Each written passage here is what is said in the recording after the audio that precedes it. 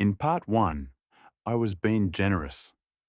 I said that superstition comes from deep human instinct, a reaching beyond ourselves, a recognition that something bigger is going on. And that is true. But today, I want to be more direct, because there's another way, a more honest way, and you deserve the truth. What if superstition isn't just confusion? What if it's more sinister than that? What if the reason human beings fill their lives with lucky charms, horoscopes, and rituals is not because they don't know about God, but because they do? Just over 2,000 years ago, a man named Paul wrote a letter to a group of Christians living in Rome. And in it, he makes one of the most uncomfortable arguments you will ever read. He doesn't say people are ignorant of God. He says the exact opposite. He says that what can be known about God is obvious, because God has made it obvious. That anyone who has ever looked at the world, really looked at it, the complexity of it, the order of it, the sheer fact that any of it exists at all, has seen enough to know, enough to understand that something made this, that someone is behind it. And then he says those two words that should stop us cold, without excuse. Romans 1:20. Not, they didn't know. Not, they never had a chance, without excuse. And then, here's the part that changes everything. Although they knew God, they did not honor him as God or give thanks to him. They exchanged the glory of the immortal God for images. Romans 1:21-23. They exchanged him, not stumbled away, not drifted, exchanged. A deliberate swap. The living God set aside, and in his place created things, images, symbols, rituals, charms. That is not confusion. That is a choice. And it's not a new one. Here's a story that sounds made up, but isn't. A group of people are camped at the bottom of a mountain. Their leader, Moses, has gone up to the top, but he's been gone for 40 days. No updates, no word, just silence. They start to lose it, so they go to the second in charge, Aaron, and they say, "We need something to believe in. Make us a god." And Aaron, who not long ago saw the Red Sea split in half, says, "Fine, give me your gold." They hand over their jewelry.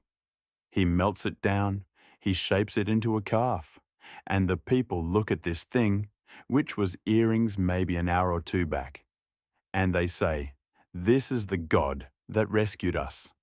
That's Exodus chapter 32, verse 4, written down, preserved, because apparently we need to be reminded, the thing we just made, from our own earrings, that's our hope. 1,000 years later, the psalmist looked back at that moment and nailed it in one line. Psalm 106, verse 20. They swapped the glory of God for a statue of an ox that eats grass. An ox that eats grass. That's the trade. Now here's the thing most people miss about this story. They had reached back into everything Egypt had taught them, and they built it themselves, from their own gold, in their own camp, with their own hands. They made the thing they were about to trust, out of their own fear. And that is exactly what superstition is. The lucky charm isn't magic that found you. You found it. You decided it meant something. You kept it.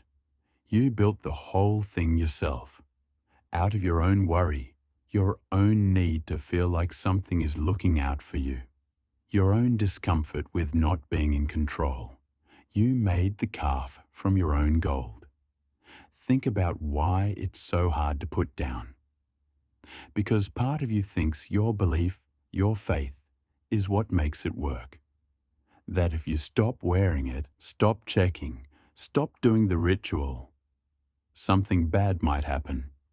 Not because the object has power, but because you've put so much into it that stopping feels like risk. That's not a lucky charm. That's a golden calf. The people at the bottom of that mountain weren't stupid. They were simply scared. The silence had gone on too long, and they needed something in front of them they could point to. That feeling is completely understandable. But an ox that eats grass doesn't know it's been promoted. Your lucky numbers don't know you're playing them. The horoscope doesn't know your situation. The charm doesn't know your name. You poured your real fear into something that can't hold it. And the fact that it has never answered you back, that's not a reason to try harder. That's your answer.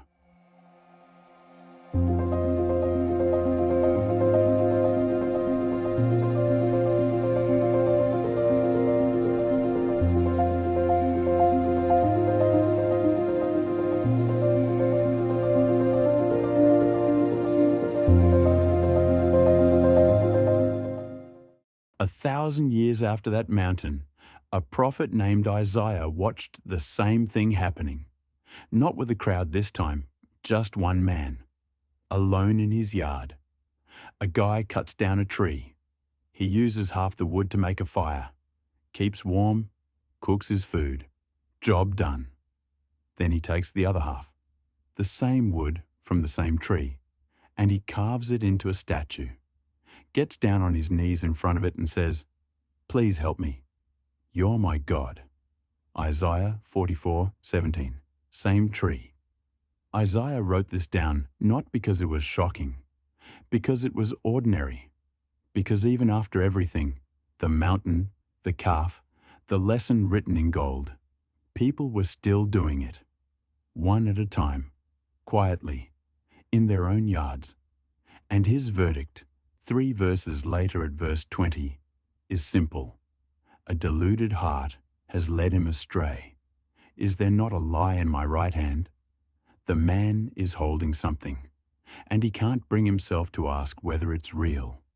You don't carve statues out of wood anymore, but you do check your horoscope. Even though it was written for millions of people at once, even though whoever wrote it doesn't know you exist. Same tree. You do have the lucky numbers. The ones that feel different from other numbers. The ones you've played so long they feel like yours, even though numbers don't belong to anyone and have no idea you're depending on them. Same tree. You do have the thing you wear or carry or do before the big moment. The ritual, the sequence, the superstition you'd be embarrassed to explain out loud if someone asked you directly whether you believed in it. Same tree. Isaiah isn't calling you stupid. He's saying the human brain is really good at finding things to trust and really bad at checking whether those things deserve it. We reach for something solid when life feels uncertain. That's not weakness. That's just human. The crowd did it at the mountain. The man did it in his yard. You do it in your pocket, on your phone, in the quiet moment before something that matters. Different century, different stuff, same transaction. You poured your real fear into something that can't hold it. And the fact that it's never answered you back? That's not a reason to try harder. That's the answer. What is superstition really? It is not harmless folklore. It is what happens when a person accepts that something governs this universe, but refuses to look it in the face. It is taking the instinct God placed inside you, the reaching, the knowing, the sense that you are not alone, and focusing instead on a piece of wood or metal, a distant star, or a number in a machine. It is making a calf out of your own gold, warming yourself with half the wood from the dead tree, and bowing to the other half. A lucky charm gives you the feeling of being covered without the reality of being known. The shape of faith without any of its substance. That is exactly what makes it dangerous. What you trust shapes everything. How you handle uncertainty, how you endure suffering, what you believe your life is for. But here is what you really need to hear. None of this was said to condemn you. The God who sees the charm, the ritual, the fear you poured into the thing that could not hold it. He is not standing at a distance, arms folded, waiting for you to sort yourself out. He is running. Jesus told a story about a son who wasted everything, walked away from the best thing in his life, and ended up with nothing. When he finally turned for home, broken, ashamed, his father saw him coming from a long way off. Not walked, not waited, ran. He knows the charm. He knows the ritual.